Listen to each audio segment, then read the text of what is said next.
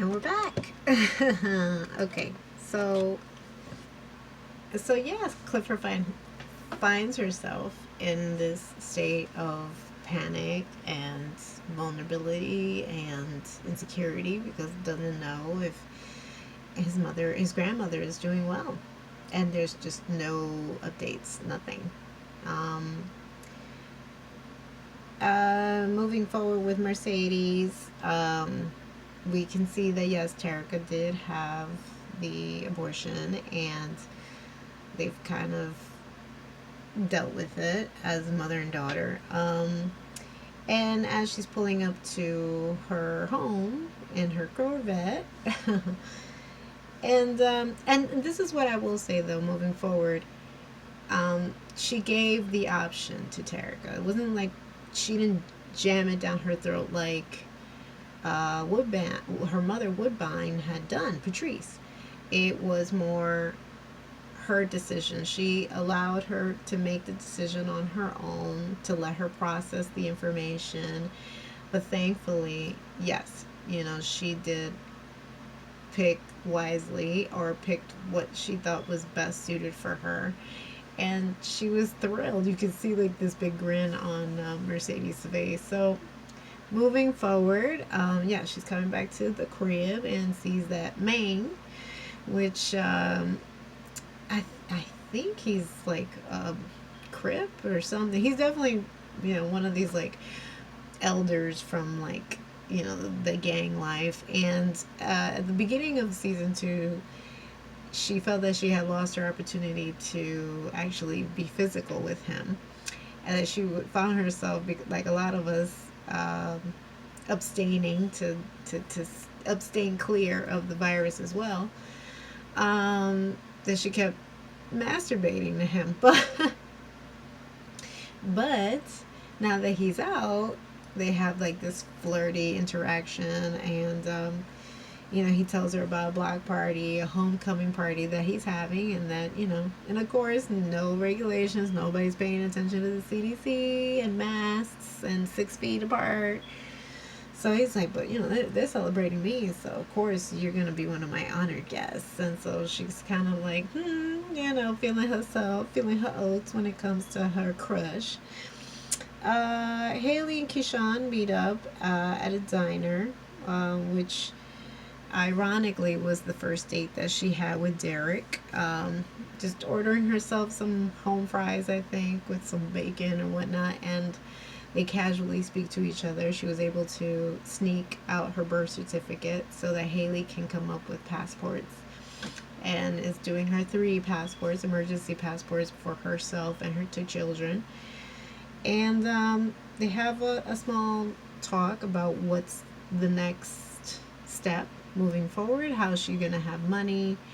And again, Haley is very business oriented, so she's aside from helping her because she knows what that life was, she knows that she needs a headliner, and what better way to have a headliner than the person that's been on the road and already caused quite a stir online and would bring crowd to the Pink that's very desperately needed. And even though Mercedes is a headliner, she's not holding her weight, so to speak, when she's up on the pole, because she can't hold her weight literally. So it benefits Keyshawn because she'll get a cut of the door, and she'll be able to use that money to escape, to leave. So Haley does test her and says, so where you plan on going? And just as she's about to answer, honestly, because she feels that she can be open with her, she's like, never tell people where you're going, even the people who are helping you. And then Keyshawn mentions that she did Google the name, and it's like, but it was reported that that person died in a hurricane, in a flood. And she's like, well, and ironically, here she is having coffee in the middle of the day in a diner. She found her exit, and she's hoping and praying that Keyshawn will follow suit and do the same. Now, in typical fashion, hold on, let me get my pink straw because I need a little bit of water, sorry.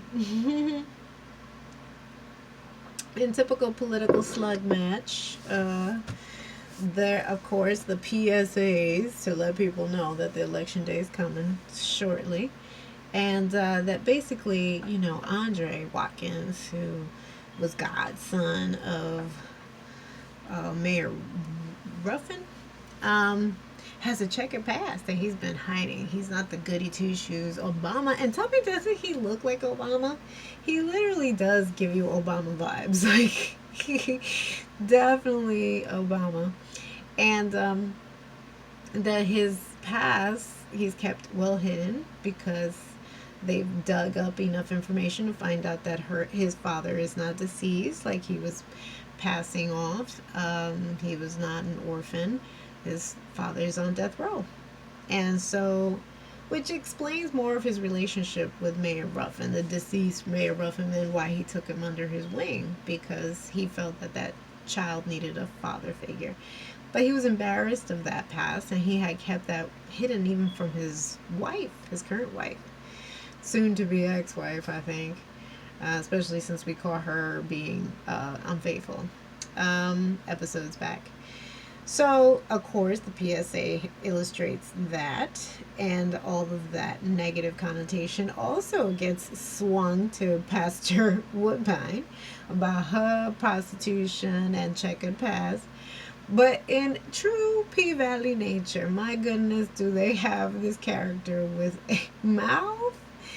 She does not hide who she is. She puts it out on full view, and she cusses up a storm. Yes, I hold. But I think it was I hold so y'all can fly. I think that was the best line that they actually wrote in for her. Yes, I hooked, or yeah, she hooked herself so Chuckalisa could fly, because she was not given those options of a better life.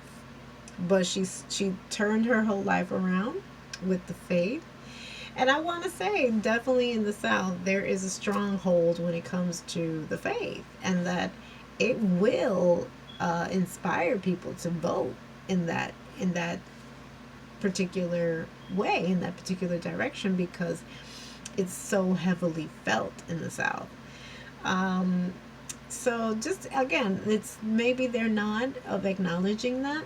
Also, I mean, I feel like a good portion of our big celebrities like Tyler Perry has a huge following because of that faith. Not that that's only the reason why, but it's a good indication. That's how a lot of people are influenced by faith.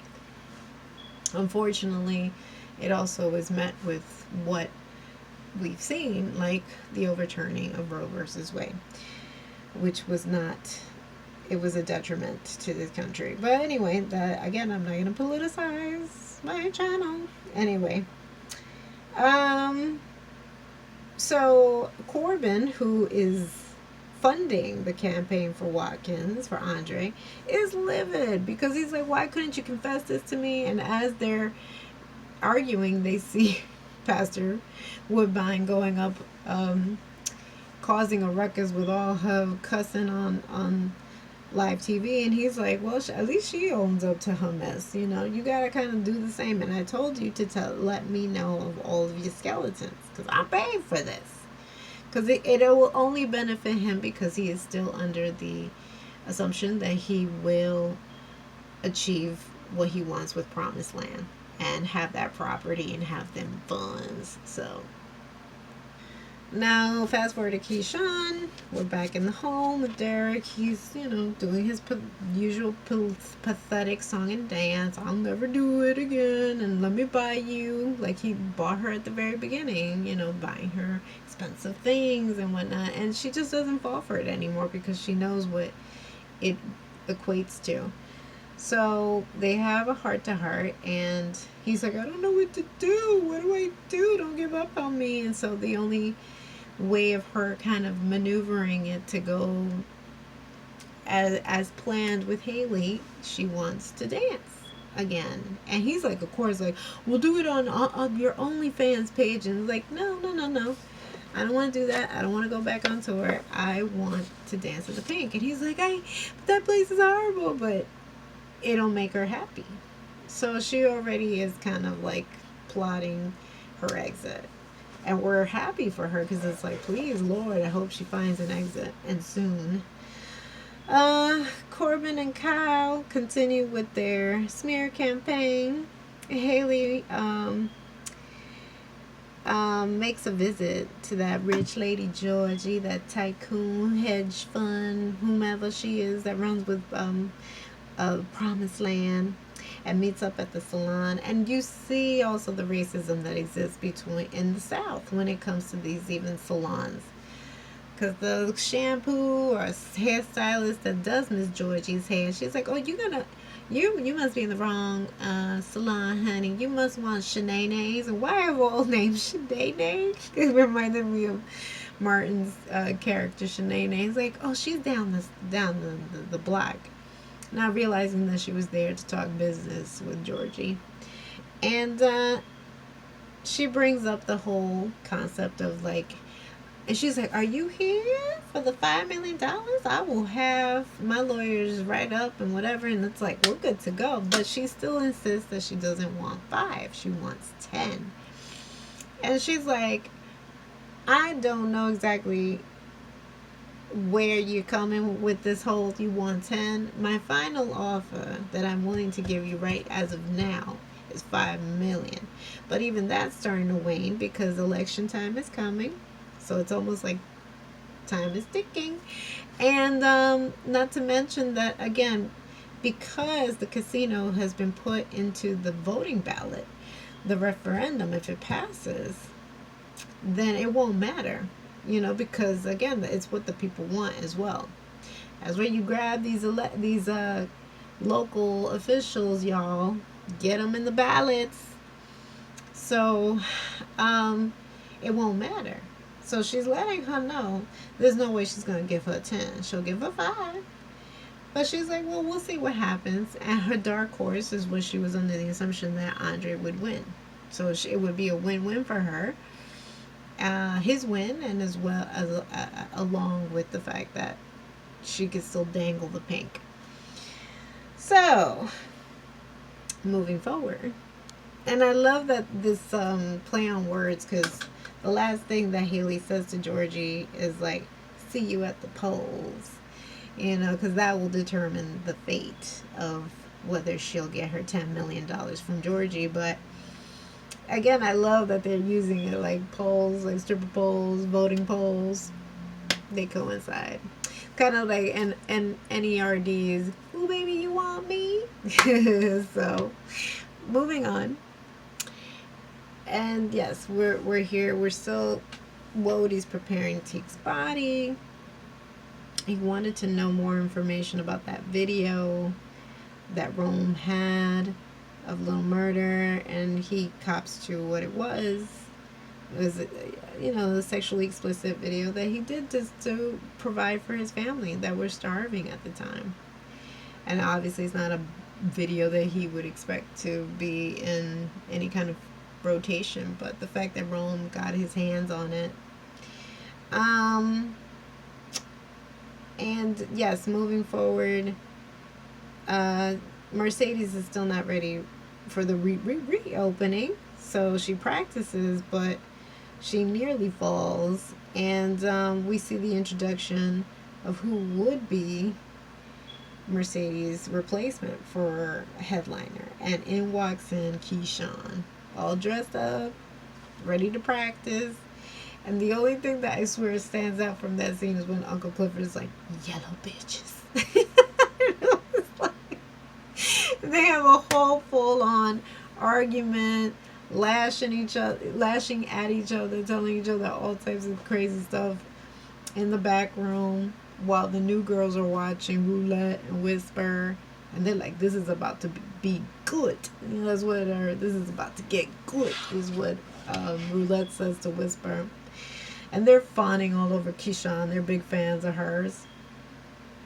And, Mercedes, like, this was not the touching reunion she was expecting. But somehow they still have some kind of respect for each other, regardless of whether the fact that she's there or not. But they did kind of feel some kind of way after what she did with Diamond and pulling that gun at the end of the first season. That's why I say you gotta watch the first season to understand what I'm saying. Uh, Clifford is at his last wits. He's about to like kill Haley. He can't take it no more.